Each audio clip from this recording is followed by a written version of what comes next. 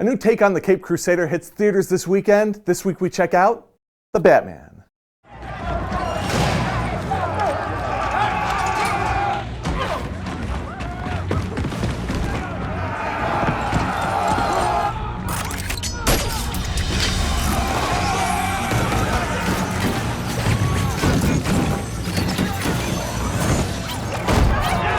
The Batman is the latest interpretation of Bob Kane and Bill Finger's masked hero. This time around, it's a young Bruce Wayne behind the mask being played with overflowing angst by Robert Pattinson. And this Batman is helping James Gordon track down a villain who is bludgeoning people and leaving riddles behind for the Dark Knight. All of these murders are leading to something that they have to find out what that is. This is directed and co-written by Matt Reeves, who gave a pitch-black tone to the modern Planet of the Apes sequels.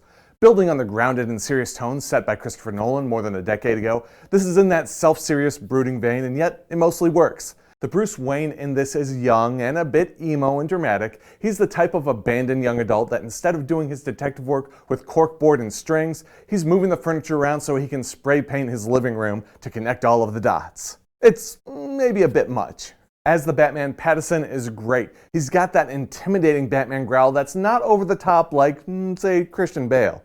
He's also as much of a butt kicker as he is a detective. It's a fresher take that the franchise really needed.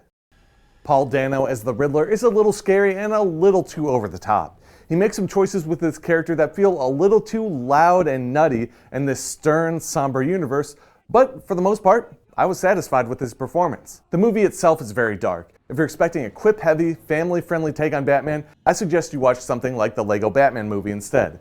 This one is teetering on the edge of an R rating, even though it's rated PG-13. It's also long, running at more than 2.5 hours, but most of that feels justifiable.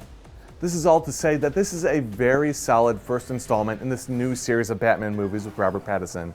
The acting, cinematography, and score all work as well as it ever has in the Batman universe. I put it right up there with something like Batman Begins, although I didn't like it quite as much as something like The Dark Knight. If you're looking for a dark Batman take, this is it. I give The Batman 3.5 stars out of 5.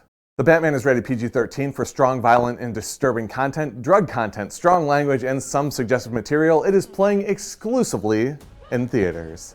To see all that's going on in St. Joseph, check out St. Joe Live every Thursday in the St. Joseph News Press or anytime at newspressnow.com. And you can join me next week as we check out Pixar's Turning Red. Until then, we'll be live at the movies. See you later.